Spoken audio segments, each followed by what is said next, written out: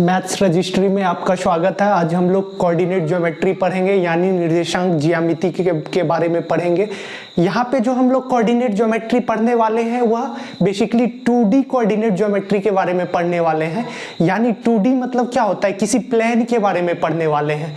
आगे चल के हम लोग 9th-10th के बाद हम लोग जो आगे इंट्रोड्यूस होगा हमारा कोऑर्डिनेट ज्योमेट्री, वहाँ पे हम लोग 3D कोऑर्डिनेट ज्योमेट्री पढ़ते हैं। यानी वहाँ पे किसी हम लोग सॉलिड फिगर यानी स्पेस के कोऑर्डिनेट्स के बारे में पढ़ते हैं। वहाँ पे हमारा 3 एक्सिस होता है, एक एक्स एक्सिस, एक वाई एक्सिस और एक जेड एक्सिस। यहाँ पे जो अभी हम लोग पढ़ने वाले हैं कोऑर्डिनेट ज्योमेट्री बेसिकली 2D पढ़ने वाले हैं, यानी कार्टेशियन प्लेन के बारे में पढ़ने वाले हैं। यहाँ पे हमें जो देखना होगा बेसिकली 2 एक्सिस के बारे में हम लोग देखेंगे। एक एक्सिस हमारा एक्स होगा, एक एक्सिस हमारा वाई होगा। तो सबसे पहले हम लोग एक्स एक्सिस यानी हिंदी में हम लोग एक्सिस को अक्ष बोलते हैं, एक्स अक्ष यानी और वाई अक्ष के बारे में पढ़ेंगे। सबसे पहले हम लोग यहाँ पे देखते हैं कि एक्स अक्ष हमारा होता क्या है। एक्स अक्ष मतलब कोई भी आपकी लेटी हुई रेखा, यानी आप इसको जो हॉरिजेंटल लाइन मान यानी लेटी हुई रेखा, ये हमारा क्या होता है, एक्स एक्सिस कहलाता है। याद रखिएगा, जो लेटी हुई हमारी रेखा होती है उसको हम लोग एक्स एक्सिस कहते हैं। और जो हमारा जो खड़ी रेखा होती है यानी वर्टिकल लाइन, वो हमारा वाई एक्सिस कहलाता है। ये जो हमारा वर्टिकल लाइन है ये हमारा क्या कहलाएगा, वाई एक्सिस कहलाएगा। अब हम लोग यहाँ पे एक्स एक्सिस को एक नाम से और जानते हैं, आगे चल के आपको पता चलेगा। इसको हम लोग एब्सिसा के नाम से जानते हैं और वाई एक्सिस को ऑर्डिनेट के नाम से हम लोग जानते हैं। एक्स एक्सिस को एब्सिसा को हम लोग हिंदी में यहाँ पे भुज बोलते हैं और ऑर्डिनेट को यहाँ पे हम लोग हिंदी में बेसिकली कोटि बोलते हैं। अब हम लोग एक्स एक्सिस और वाई एक्सिस के बारे में पढ़े। बेसिकली अब हम लोग इसको ग्राफ के थ्रू देखेंगे कि आखिर हमारा कोऑर्डिनेट ज्योमेट्री होता क्या है। सबसे पहले अब हम लोग 2 एक्सिस, एक एक्स एक्सिस ड्रॉ करते हैं। ये हमारा एक्स एक्सिस हुआ, यहाँ पे एक्स एक्सिस, ये है हमारा एक्स एक्सिस यानी एक्सिस मान यानी लेटी हुई रेखा। अब हम लोग वाई एक्सिस के बारे में बात करते हैं, यानी वर्टिकल लाइन, ये यानी खड़ी रेखा, ये हमारा क्या हुआ, वाई एक्सिस। एक चीज आप लोग को यहाँ पे याद रखना है, जहां पे एक्स एक्सिस और वाई एक्सिस दोनों एक दूसरे को इंटरसेक्ट करती है, यानी एक दूसरे को जहां काटती है, वह रेखा हमारा, उस पॉइंट को हम लोग क्या बोलते हैं, ओरिजिन। यानी इसको हम लोग ओरिजिन मतलब उसको हिंदी में हम लोग क्या बोलते हैं, मूल बिंदु। इस पॉइंट को हम लोग क्या बोलते हैं, मूल बिंदु। ठीक है। अब देखिए, कहीं पे आपने देखा होगा बेसिकली 2 पॉइंट दिया रहता है, आपको दिया रहेगा एक 2 कोऑर्डिनेट का पॉइंट 4 और 3। बेसिकली सबसे पहले हम लोग इसका मतलब समझने का कोशिश करते हैं, यह 4 और ये 3 क्या कहलाता है। सबसे पहला जो हमारा कोऑर्डिनेट का पॉइंट होता है वह एक्स एक्सिस के डिस्टेंस के बारे में डिनोट करता है। यानी यदि हम लोग यहाँ पे देखें, ये ओरिजिन हमारा क्या हुआ, 0 0, यानी यहाँ पे पहला पॉइंट हमारा क्या है, ये पहला पॉइंट एक्स एक्सिस को दर्शाता है। याद रखिएगा, पहला पॉइंट हमारा एक्स एक्सिस के डिस्टेंस को दर्शा रहा है और दूसरा पॉइंट हमारा वाई एक्सिस के डिस्टेंस को दर्शा रहा है। यदि हम लोग बात करें यहाँ से ओरिजिन पे क्या होता है, हमारा एक्स एक्सिस का भी डिस्टेंस वहां से 0 है और वाई एक्सिस का भी डिस्टेंस वहां से 0 है। और एक चीज हम लोग याद रखेंगे, ओरिजिन से हम लोग राइट हैंड साइड में, यदि राइट हैंड साइड में एक्स एक्सिस के तरफ जाएं तो यहाँ पे पॉजिटिव एक्स एक्सिस होगा, और यहाँ पे यदि ओरिजिन से हम लोग लेफ्ट साइड की ओर हम लोग जाएं तो ये हमारा निगेटिव एक्स एक्सिस होगा। उसी तरीके से हम लोग जब ओरिजिन से अपवर्ड डायरेक्शन यानी ऊपर की ओर जाए तो वो हमारा पॉजिटिव वाई एक्सिस होगा, और ओरिजिन से जब भी हम लोग नीचे के डायरेक्शन में यानी डाउनवर्ड डायरेक्शन में जाते हैं तो वो हमारा निगेटिव वाई एक्सिस कहलाता है, यानी निगेटिव वाई अक्ष कहलाता है। अब हम लोग देखते हैं यहाँ पे जब ओरिजिन से हम लोग एक्स एक्सिस के तरफ डिस्टेंस बढ़ते हैं, ये हमारा यहाँ से 1 2 3, जब ग्राफ पेपर में आप लोग देखेंगे ब्लॉक बना रहा था कुछ यूनिट्स का, 1 2 3 4 5। उसी तरीके से जब हम लोग ओरिजिन से निगेटिव एक्स एक्सिस के तरफ बढ़ेंगे तो वहाँ पे भी हमारा -1, -2, -3, -4। उसी तरीके से अपवार्ड डायरेक्शन में हम लोग बढ़ेंगे वाई एक्सिस के तरफ 1, 2, 3, 4, 5। अब हम लोग निगेटिव वाई एक्सिस के डाउनवर्ड डायरेक्शन में देखें -1, -2, -3, -4, -5। अब देखिए बेसिकली अभी मैंने सबसे पहले आपको एग्जांपल दिया, ये हमारा ये कहाँ पे, ये पूरे प्लेन में यदि दो कोऑर्डिनेट का पॉइंट दिया, कोऑर्डिनेट एक दिया हुआ है आपका 4 और 3, तो इस प्लेन में हम इसको कहाँ डिनोट करेंगे? तो सबसे पहले एक्स एक्सिस का पॉइंट क्या है 4, तो कहाँ से 0 से आप डिस्टेंस चलिए 1, 2, 3, 4। यहाँ पे एक परपेंडिकुलर लाइन आप खींच दें, कहाँ से 4 से एक परपेंडिकुलर लाइन खींच दें, ठीक है। ये देखिए ये 4 पे हम लोग एक परपेंडिकुलर लाइन खींच देते हैं। अब उसके बाद फिर वाई एक्सिस का देखिए 3, वाई एक्सिस पे 3 कहाँ है 1, 2, 3, यहाँ पे एक परपेंडिकुलर लाइन खींच दीजिए। अब दोनों परपेंडिकुलर लाइन खींचने पे अब देखिए कहाँ पे इंटरसेक्ट कर रहा है, ये दोनों पॉइंट यहाँ पे इंटरसेक्ट कर रहा है, यानी इस पॉइंट की कोऑर्डिनेट क्या है हमारी 4, 3। तो इस प्लेन में जो हमारा 4 और 3 पॉइंट डिनोट कर रहा है, यह पॉइंट कहाँ पे है, यहाँ पे। बेसिकली कोऑर्डिनेट ज्योमेट्री में जो आपका पॉइंट दिया रहता है, वो कोऑर्डिनेट किसी भी पॉइंट का दिया रहता है, वो दर्शाता है किसी खास जगह के बारे में वो बता रहा है। इस प्लेन में 4 और 3 क्या इस खास जगह के बारे में बता रहा है, इस खास पॉइंट के बारे में बता रहा है कि इसकी वैल्यू यहाँ पे, इस पॉइंट की वैल्यू 4 और 3 है, जो पॉइंट हमारा इस प्लेन में यहाँ पे है। इसी के लिए हम लोग यहाँ पे कोऑर्डिनेट ज्योमेट्री पढ़ते हैं बेसिकली। अब इसके बाद हम लोग यहाँ पे कुछ नहीं, हम लोग basically X axis, Y axis और कोऑर्डिनेट में किसी भी पॉइंट को हम लोग कहाँ दिखा रहे हैं, ये हम लोग। यदि हमें कहा था कि -3 और 4 कहाँ होगा, देखिए -3 किसका, एक्स एक्सिस का। पहला देखिए पॉइंट आपका कह रहा है -3 और 4, तो -3 कहाँ एक्स एक्सिस पे आइए। पहला पॉइंट हमेशा याद रखिएगा, पहला पॉइंट जो होता है वो हमारा क्या होता है, पहला जो कोऑर्डिनेट होता है वह हमारा किसके लिए होता है, एब्सिसा एक्स एक्सिस के लिए होता है। -3 यहाँ 4 देखिए -3 यदि हम लोग यहाँ से परपेंडिकुलर डालें वाई एक्सिस पे 4 डिस्टेंस, ये देखिए ये हो गया हमारा। तो यहाँ पे इस पॉइंट का वैल्यू क्या हुआ -3 और 4। यहाँ से आपको बेसिकली समझ में आ गया कि किसी भी पॉइंट को हम लोग ग्राफ में कैसे दिखाएंगे कि यह पॉइंट कहाँ का है। अब हम लोग यहाँ से देखने के बाद, ये चीज पढ़ने के बाद अब हम लोग क्वाड्रेंट कुछ चीज सीखते हैं। क्वाड्रेंट देखिए अभी हम लोग एक्स एक्सिस और वाई एक्सिस लाइन खींचने के बाद यहाँ पे क्या देख रहे हैं, क्वाड्रेंट यानी ये दोनों क्या कर रहा है, 4 पार्ट में डिवाइड कर रहा है। 4 पार्ट में मतलब यानी चतुर्थांश, हिंदी में क्या बोलते हैं, क्वाड्रेंट को चतुर्थांश, 4 भाग में ये डिवाइड कर रहा है। ये हमारा ये वाला याद, ये है हमारा पॉजिटिव एक्स एक्सिस, ये निगेटिव एक्स एक्सिस, ये पॉजिटिव वाई एक्सिस, ये क्या है निगेटिव वाई एक्सिस। अब देखिए यहाँ पे ये हमारा कहलाता है फर्स्ट क्वाड्रेंट, ये कहलाता है हमारा फर्स्ट क्वाड्रेंट यानी प्रथम चतुर्थांश। ये कहलाता है हमारा सेकेंड क्वाड्रेंट, ये हमारा कहलाता है सेकेंड क्वाड्रेंट यानी द्वितीय चतुर्थांश। ये है आपका थर्ड क्वाड्रेंट, ये है आपका फोर्थ क्वाड्रेंट। अब ध्यान से देखिए यहाँ पे इस क्वाड्रेंट में कोई भी पॉइंट आएगा फर्स्ट क्वाड्रेंट में, तो उसकी वैल्यू x की भी पॉजिटिव रहेगी और y की भी पॉजिटिव। यहाँ से देखिए इस कोऑर्डिनेट में क्या, इस पूरे एरिया में कोई भी x की वैल्यू या कोई भी y की वैल्यू आएगी तो वो क्या आएगी, सिर्फ x की भी पॉजिटिव आएगी और y की भी पॉजिटिव आएगी। फर्स्ट क्वाड्रेंट में याद रखिएगा दोनों पॉइंट यानी x की भी पॉइंट और y की पॉइंट, यानी x को हम लोग क्या बोलते हैं अब्सिसा और y को क्या बोलते हैं ऑर्डिनेट, दोनों हमेशा फर्स्ट क्वाड्रेंट में पॉजिटिव होगा। यदि हम लोग सेकेंड क्वाड्रेंट में बात करें तो देखिए x एक्सिस का पॉइंट क्या होगा, निगेटिव आएगा और y एक्सिस का पॉइंट पॉजिटिव आएगा। तो सेकेंड क्वाड्रेंट में x एक्सिस हमेशा क्या होगा, निगेटिव होगा और y एक्सिस पॉजिटिव होगा। यदि थर्ड क्वाड्रेंट में हम लोग बात करें तो यहाँ पे देखिए x एक्सिस भी हमारा निगेटिव होगा और y एक्सिस की भी पॉइंट निगेटिव होगी, माइनस और माइनस, x की भी पॉइंट निगेटिव y की भी निगेटिव।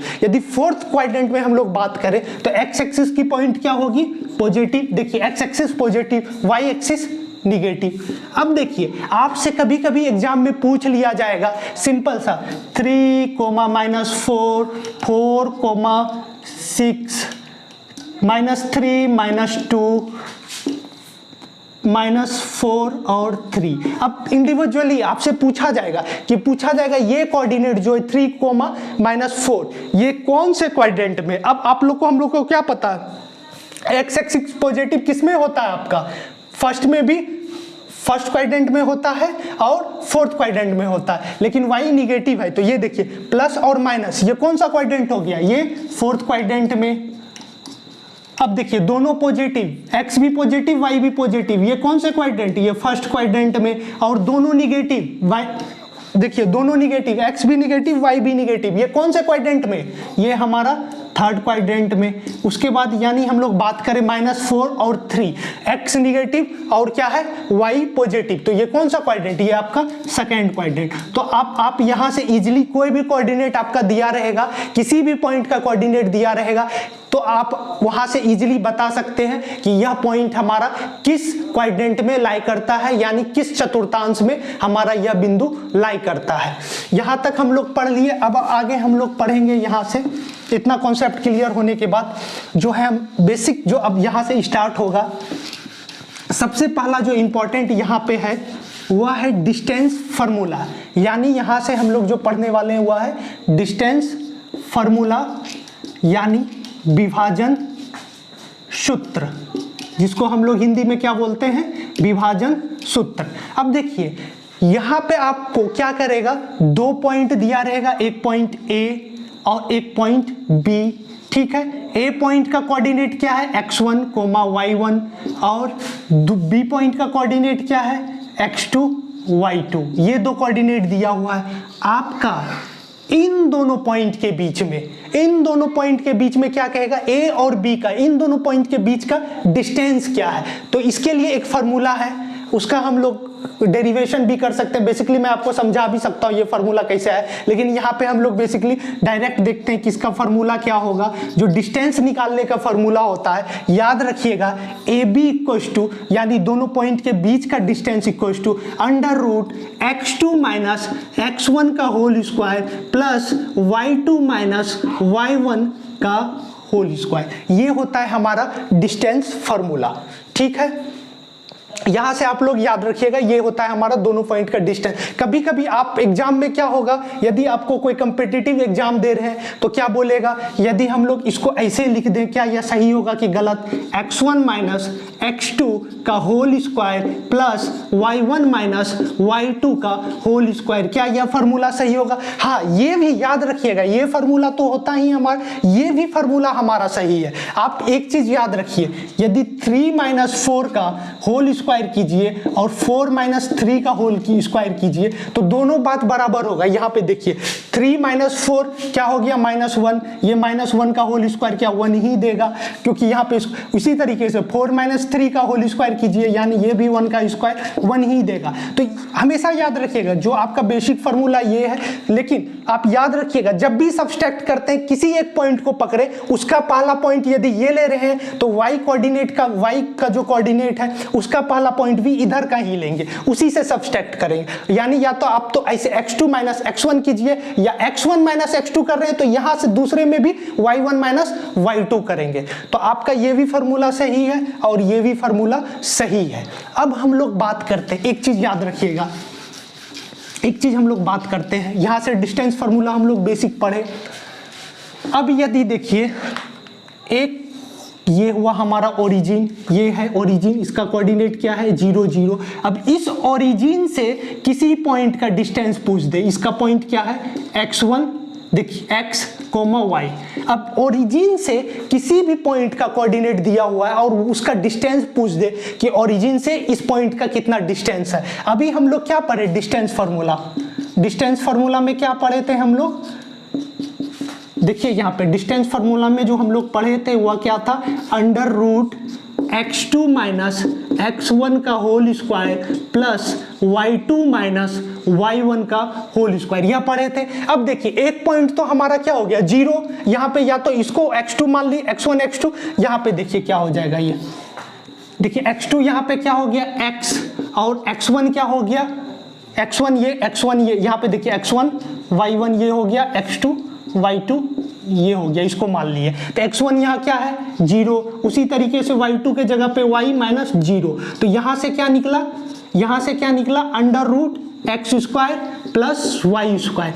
कभी भी किसी भी पॉइंट का डिस्टेंस फॉर क्या पूछेगा, डिस्टेंस फ्रॉम ओरिजिन, तो एक फॉर्मूला इससे क्या निकल गया under root X square plus Y square, आपके सामने निकाल के दिखाया हूं। तो ये चीज याद रखिएगा, डिस्टेंस फ्रॉम ओरिजिन, जब भी डिस्टेंस फ्रॉम आपका क्या पूछता है ओरिजिन, तो उसमें डायरेक्ट आप लोग क्या फॉर्मूला लगा देंगे under root X square plus Y square. ठीक है, एक चीज और आप याद रखिएगा, जब भी यदि आपसे पूछेगा कि एक्स एक्सिस का इक्वेशन क्या होगा, एक्स एक्सिस का यदि हम लोग इक्वेशन का बात करें यहाँ पे, देखिए इस एक्सिस का हमेशा जो इक्वेशन होगा क्या होगा y इक्वल टू 0, क्योंकि इस एक्सिस पे कहीं भी आप चले जाइए यहाँ पे क्या होगा y हमेशा 0 ही होगा। देखिए कहीं भी यहाँ भी जाएंगे तो यहाँ पे क्या होगा y 0 मतलब क्या, इस एक्सिस से इधर भी डिस्टेंस कुछ नहीं इधर भी नहीं। यदि हम लोग एक्स एक्सिस का इक्वेशन पूछे, सॉरी वाई एक्सिस का इक्वेशन पूछे, तो यहाँ पे क्या होगा x इक्वल टू 0। क्यों, क्योंकि इस पॉइंट पे कहीं भी चले जाइए x आपका इस लाइन पे कहीं भी जाइए x हमेशा क्या होगा 0 ही होगा। तो याद रखिएगा जब भी आपका पूछे इक्वेशन ऑफ x एक्सिस तो उसमें उल्टा कर दीजिएगा y इक्वल टू 0। जब भी पूछे आपका x एक्सिस y एक्सिस का इक्वेशन तो x इक्वल टू 0। यहां तक हम लोग पढ़ लिए, डिस्टेंस फार्मूला हो गया हमारा। आगे हम लोग सेक्शन फार्मूला यानी विभाजन सूत्र पढ़ने वाले हैं। यहां पे क्या होगा, बेसिकली आपको 2 पॉइंट दिया रहेगा, एक पॉइंट क्या रहेगा A दिया रहेगा और एक B दिया हुआ है। A पॉइंट का कोऑर्डिनेट क्या है x1 और y1, और B पॉइंट का कोऑर्डिनेट क्या है x2 और y2।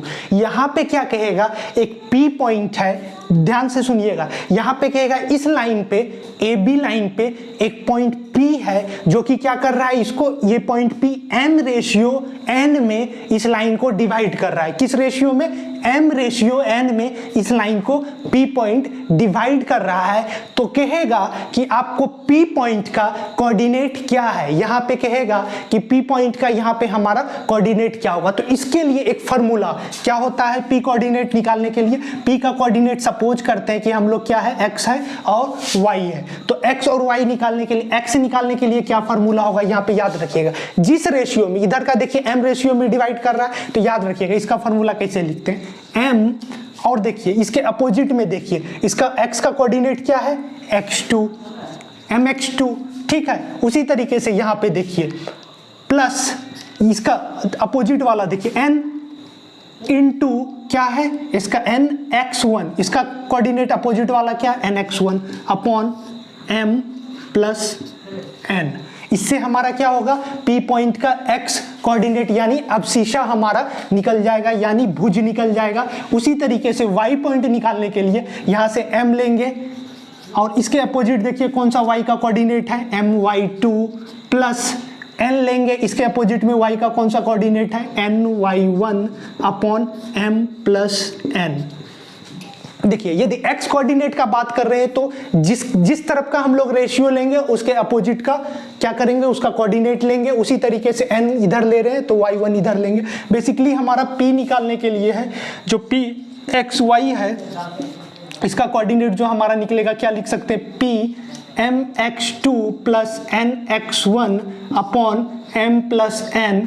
उसी तरीके से y कोऑर्डिनेट निकालने के लिए my2 plus ny1 upon m plus n। ये हमारा क्या हो गया, फॉर्मूला हो गया। ये कब फॉर्मूला हमारा सेक्शन फॉर्मूला जो होगा, ये जब हमारा क्या होगा ए बी लाइन को एक इंटरनली एक पॉइंट P आता है जो कि इस लाइन को क्या कर रहा है, इंटरनली डिवाइड कर रहा है। ठीक है ना, ये पॉइंट क्या कर रहा है P इंटरनली डिवाइड कर रहा है। तो हमारा ये फार्मूला यहाँ पे हम लोग ये फार्मूला से x और y का कोऑर्डिनेट निकाल लेंगे। सपोज दैट आपके 9-10 सिलेबस से, सॉरी 10th के सिलेबस से एक्सटर्नली वाला आपका निकाल लिया गया है हम लोग, लेकिन वो भी कॉन्सेप्ट देखते हैं। ये कॉन्सेप्ट सपोज दैट ये पॉइंट इंटरनली डिवाइड नहीं करके ये पॉइंट हमारा क्या होता, एक्सटर्नली इस लाइन को क्या करता, एक्सटर्नली यानी बाहर से डिवाइड करता, ये कहीं पॉइंट P हमारा आपका बाहर रहता और बाहर से डिवाइड करता। इस केस में जो है आपका फॉर्मूला जो होता है, यहाँ पे कुछ नहीं होता, यहाँ पे एक माइनस साइन लगा देते, यहाँ पे क्या होता, एक माइनस साइन लगा देते, यहाँ पे भी एक माइनस साइन, यहाँ पे माइनस साइन, यहाँ पे माइनस साइन, यहाँ पे माइनस साइन, यहाँ पे माइनस साइन, यहाँ पे भी आपका माइनस साइन। तो यदि एक्सटर्नली डिवाइड करता है कोई भी पॉइंट, ए बी लाइन है, उसको एक्सटर्नली एक पॉइंट हमारा P जिसका कोऑर्डिनेट क्या x और y, उसको एक्सटर्नली डिवाइड कर रहा है, तो उसका फॉर्मूला क्या हो जाएगा, mx2 minus nx1 upon m minus n, y coordinate का क्या हो जाएगा, my2 minus ny1 upon m minus n। ये था आपका सेक्शन फार्मूला। अब इस सेक्शन फार्मूला में भी अब एक चीज और हम लोग पढ़ते हैं, वह क्या है, मिड पॉइंट फार्मूला। अब देखिए, अब हम लोग जो यहाँ सेक्शन फार्मूला के अंदर ही एक बेसिक, थोड़ा सा बेसिक कॉन्सेप्ट है, इसी फार्मूला से लिया गया है। इसका कोऑर्डिनेट क्या था, इसका कोऑर्डिनेट जो है आपका क्या है, x1 और y1, ठीक है। अब देखिए मिड पॉइंट फार्मूला मतलब इन दोनों के मिडिल में कोई एक P पॉइंट है जिसका कोऑर्डिनेट P का मान के चलिए x और y निकालना है। अब कह रहा है कि P क्या है, इन दोनों लाइन के जस्ट मिडिल में है। तो अब हम लोग को क्या पता है, मिडिल में है तो यानी दोनों रेशियो हमारा इक्वल है, m और n का रेशियो क्या है, 1:1 में डिवाइड कर रहा है। तो यहां से यदि आपको जब भी P का कोऑर्डिनेट पूछे तो बेसिक फार्मूला देखिए, यहाँ पे हम लोग क्या पढ़े थे, mx2 plus nx1 upon m plus n, x निकालने के लिए, y निकालने के लिए क्या पढ़े थे, my2 plus ny1 upon m plus n, यही पढ़े थे ना अभी हम लोग। अब देखिए यहाँ पे यदि हम लोग को x और y निकालने के लिए कहे, अब कह रहा है क्या, ये क्या है, मिड, एकदम जस्ट यह पॉइंट किस में है, मिड भाग में है, यानी इसको बाइसेक्ट कर रहा है। तो रेशियो क्या होगा, इक्वल होगा, 1:1 होगा। तो यानी m और n की वैल्यू क्या हो जाएगी, 1 हो जाएगी। m और n की वैल्यू के जगह पे हम लोग 1 बैठा देते हैं, तो यहाँ पे क्या हो गया, यह क्या बच जाएगा, x2 plus x1 upon 1 plus 1, इसको हम लोग क्या, y इक्वल्स टू क्या हो जाएगा, y2 plus y1 upon 1 plus 1, ठीक है। इसको अरेंज करके हम लोग लिखते हैं, x कोऑर्डिनेट क्या हो गया, x1 प्लस x2 बाई 2, और y कोऑर्डिनेट यहाँ से क्या हो गई, y1 प्लस y2 अपॉन 2। तो अब देखिए यहां से जब भी हम लोग को बोलेगा क्या कि मिड पॉइंट फार्मूला, मतलब यानी मिड पॉइंट फार्मूला कब लगेगा, ये क्या है हमारा, इसी फार्मूला को हम लोग क्या कर रहे हैं, मिड पॉइंट मध्य बिंदु सूत्र, यानी mid point formula. Mid point formula कब लगेगा, जब क्या करेगा, वह पॉइंट किसी लाइन को बाइसेक्ट करेगा, यानी इक्वल पार्ट में डिवाइड करेगा। तो वहां पे हम लोग डायरेक्ट उस पॉइंट का कोऑर्डिनेट निकालने के लिए pxy का जो फार्मूला निकालेंगे, तो सीधा उसका कोऑर्डिनेट कैसे लिख देंगे, p इक्वल्स टू x के जगह पे x1 प्लस x2 बाई 2 और y1 के जगह पे y1 प्लस y बाई 2, ठीक है, y1 प्लस y2 बाई 2। तो ये हमारा क्या होगा, यही फार्मूला हमारा क्या कहलाता है, मिड पॉइंट फार्मूला। ये फार्मूला हमारा क्या हो गया, x1 plus x2 by 2, y1 plus y by 2, ये हमारा क्या कहलाता है, मिड पॉइंट फार्मूला, यानी मध्य बिंदु सूत्र। इसके आगे जो अब हम लोग कोऑर्डिनेट के हेल्प से दो चीज पढ़ेंगे यहाँ पे जो बेसिकली पूछा जाता है, एक है हमारा एरिया ऑफ ट्रायंगल और दूसरा सेंट्रॉइड ऑफ ट्रायंगल, और एक कोलिनियर का केस देखेंगे कि हम लोग कोलिनियर कब देखते हैं कि ये हमारा कोलिनियर है या नहीं। अब आगे जो हम लोग पढ़ने वाले हैं, किसी भी ट्रायंगल, मतलब बेसिकली एरिया ऑफ ट्रायंगल के बारे में पढ़ने वाले हैं। यहाँ पे क्या होगा हमारा कि एरिया ऑफ ट्रायंगल निकालने के लिए किसी भी ट्रायंगल के वर्टिसेस का, यहाँ पे इसका वर्टिसेस A, B और C है, उसका क्या होगा, तीनों आपका कोऑर्डिनेट, उस पॉइंट का कोऑर्डिनेट दिया है, A का दिया हुआ है, B का दिया और C का दिया है। A का जो कोऑर्डिनेट है आपका x1 y1, B का कोऑर्डिनेट x2 y2 और C का कोऑर्डिनेट जो है x3 और y3 दिया हुआ है। अब कहेगा इस ट्रायंगल का आपको एरिया निकालना है, तो उसके लिए बेसिकली आपको एक फार्मूला याद रखना पड़ेगा। ये फार्मूला जो है क्या है, 1/2 याद रखिएगा, 1/2 x1 into y2 minus y3 plus x2 y3 minus y1 plus x3 y1 minus y2। अब देखिए यह फार्मूला आपको लेंदी लग रहा है, लेकिन इसमें बेसिकली कुछ नहीं करना है, मैं आपको ट्रिक बता रहा हूँ इसका याद करने का। इसका ट्रिक यह है याद करने का, ये ध्यान से देखिएगा, इसका ट्रिक आप ये याद कर सकते हैं। देखिए सबसे पहले क्या करना है, ब्रैकेट से बाहर जो है आपका क्या होगा, यहाँ पे x रहेगा, हर एक ब्रैकेट के बाहर क्या होगा, x रहेगा, इतना याद रखना है। और ब्रैकेट के अंदर क्या रहेगा, y रहेगा, वो भी सब्सट्रैक्शन में रहेगा। ठीक है, अब नंबरिंग हम लोग कैसे करते हैं, यहाँ पे याद रखिए, यहाँ पे इसको हम लोग x1 मानते हैं। अब देखिए 1 माने हैं तो फिर आगे हम लोग चलेंगे। जैसे देखिए 1 माने हैं तो ये क्या हो गया 2 और 3। अब यहाँ से 1 खत्म हो गया, अब x2 यहाँ पे आएगा, तो x2 आएगा तो अब देखिए 2 के बाद फिर क्या आगे बढ़ेंगे 3, 3 के आगे फिर क्या बढ़ेंगे 1 बढ़ेंगे। ठीक है, वैसे ही अब यहाँ क्या आएगा x3, 3 के बाद यहाँ पे क्या होगा, देखिए फिर से 1 और 2, ये है फॉर्मूला 1 2 3 2 3 1 3 1 2। ये करके आपको याद रखना है। इसका मैंने एक शॉर्ट्स भी बनाया है, कैसे हम लोग इजी मेथड से area of triangle without formula याद रखे हम लोग क्या कर सकते हैं, निकाल सकते हैं। यदि आपका कोई कॉम्पिटिटिव एग्जाम में पूछता है तो शॉर्ट ट्रिक से आप इजीली बना सकते हैं। यदि आप कन्वेंशनल मेथड यानी बोर्ड का एग्जाम देने वाले हैं, 9th 10th क्लास के हैं, तो ये 10th क्लास के हैं, तो बेसिकली आपको यह फार्मूला याद रखना पड़ेगा। अब हम लोग यहाँ पे आगे जो पढ़ने वाले हैं, एक कंडीशन पढ़ने वाले हैं, आपको पूछ देगा क्या हमारा यह लाइन, यह तीनों पॉइंट कोलिनियर है, मतलब क्या 3 पॉइंट दिया रहेगा यहाँ पे, ठीक है ना। यहाँ पे देखिए 3 पॉइंट A, B और C, सपोज डेट यहाँ पे तीनों पॉइंट दिया हुआ है, क्या है x1 y1, B का पॉइंट है आपका x2 y2 और C पॉइंट जो है यहाँ पे क्या है x3 और y3। ठीक है, आपका 3 पॉइंट दिया रहेगा, आपको बोलेगा क्या यह तीनों पॉइंट आपका कोलिनियर है, यानी कोलिनियर मतलब क्या है, संरेख। इसका कंडीशन आपको चेक करना है, क्या यह हमारा इसका कोलिनियर का कंडीशन चेक करना है, यानी यह रेखा हमारा संरेख है या नहीं, इसका कंडीशन चेक करना है। तो यहाँ से हम लोग देखेंगे कैसे हम लोग बता सकते हैं कि क्या हमारा ये तीनों पॉइंट हमारा एक ही, कोलिनियर मतलब क्या, तीनों पॉइंट हमारा एक ही लाइन पे लाई करता है। तीनों पॉइंट क्या हो, एक ही स्ट्रेट लाइन पे लाई करता है, तो वह तीनों पॉइंट कैसा होगा, वहां पे कोलिनियर होगा। अब सपोज दैट हम लोग क्या करें, यहाँ पे 3 पॉइंट है, यदि हम लोग देखें इसका हम लोग एरिया निकालें, इस तीनों पॉइंट से बना हुआ A, B, C, इन तीनों पॉइंट का यदि हम लोग ट्रायंगल का एरिया निकाल ले तो क्या होगा, यदि हमारा कोलिनियर होगा तो क्या होगा, वो एक ही लाइन में होगा, एक ही लाइन में होगा तो उसका एरिया क्या होगा, एरिया किसका होता है, बॉन्डेड फिगर, जो घिरा हुआ हमारा फिगर रहता है। यदि यह तीनों कोलिनियर होगा तो इसका एरिया निकलेगा ही नहीं, यानी इसका एरिया 0 निकलेगा, क्योंकि ये बॉन्डेड होगा ही नहीं।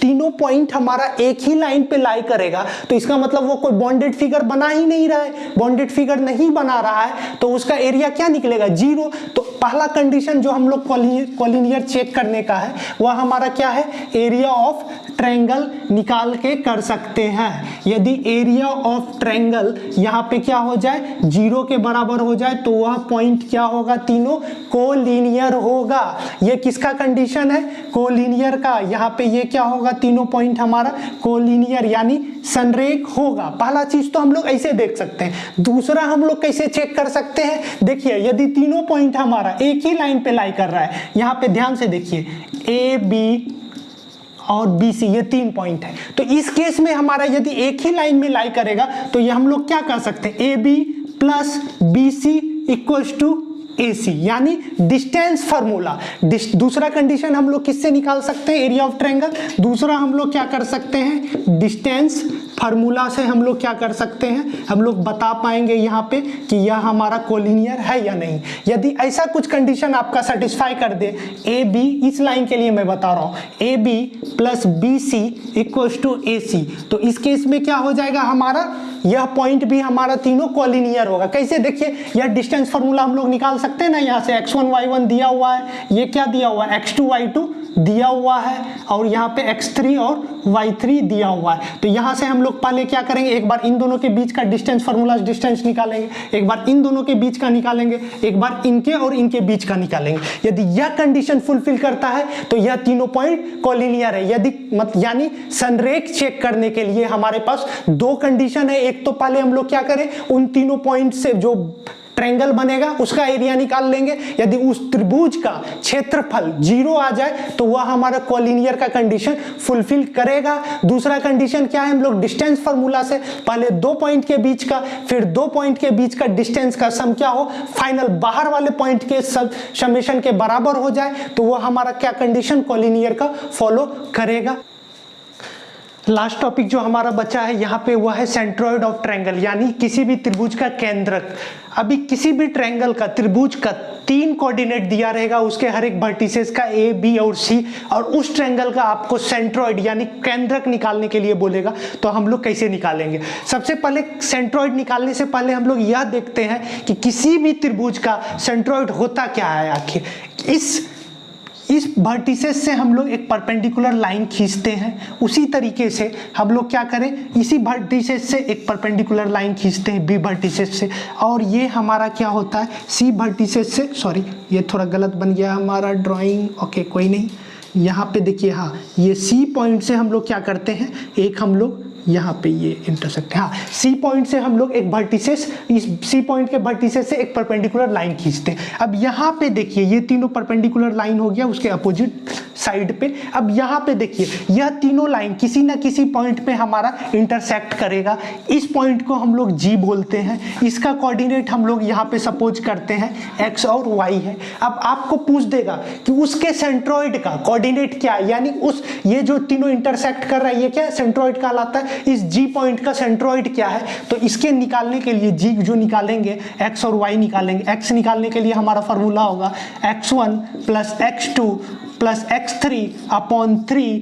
y निकालने के लिए उसी तरीके से जो फॉर्मूला होगा y1 plus y2 plus y3 upon 3।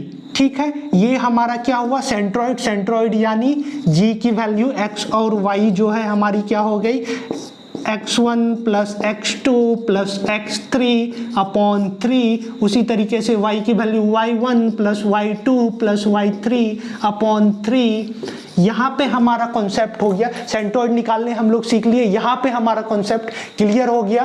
क्या कोऑर्डिनेट ज्योमेट्री का नेक्स्ट टॉपिक में हम लोग ट्रिगोनोमेट्री पढ़ेंगे, यानी त्रिकोणमिति पढ़ेंगे, उसके बेसिक कॉन्सेप्ट को देखेंगे। यह वीडियो आपको अच्छा लगा तो मेरे चैनल को सब्सक्राइब करें और यह ज़्यादा से ज़्यादा इस वीडियो को शेयर और लाइक करें। Thank you.